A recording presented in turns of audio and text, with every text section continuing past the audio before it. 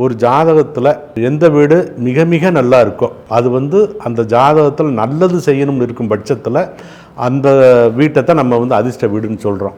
அந்த வீடு எந்த ராசியில் இருக்கணும்னு பார்க்கணும். மேச ராசியில் இருக்கா, ரிஷப ராசியில் இருக்கா, மிதுன ராசியில் இருக்கான்னு பார்க்கணும். மேச ராசி நல்லா இருக்கும் பட்சத்தில் ஒரு கரடாக இருக்கணும். கரடுனா எதுவுமே முளைக்காத இடமா இருக்குன்ற விஷயம் இல்லை, சமதளத்திலிருந்து கொஞ்சம் உயரமாக இருக்கணும்.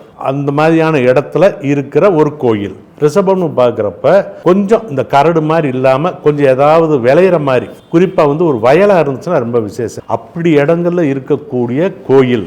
மிதுனம்னு பார்த்தீங்கன்னா ஜன நடமாட்டம் அதிகமாக இருக்கக்கூடிய ஒரு கோயிலாக இருக்கணும். இதே இது உங்களுக்கு கடகம்னு வச்சுக்கோங்க, அந்த ஒரு ஆத்தங்கரையை ஒட்டின ஒரு கோயிலாக இருக்கணும்.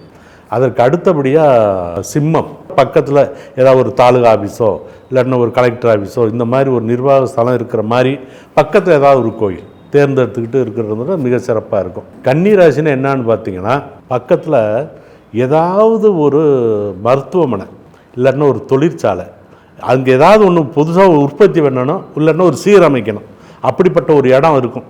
அங்கே இருக்கிற ஒரு கோயில். அந்த மாதிரி இடமே எங்கள் ஊரில் இல்லைன்னு கூட சொல்லுவாங்க இல்லைங்க. அப்போ என்ன சொல்லுவோம்னா, மனசால் கற்பனை பண்ணிக்கிறது. அது மாதிரி ஒரு கோயில் இருக்கிற மாதிரியும் நம்மளே அந்த சுவாமிக்கு அர்ச்சனை பண்ணுற மாதிரிலாம் நினச்சிக்கிறலாம் தப்பே கிடையாது.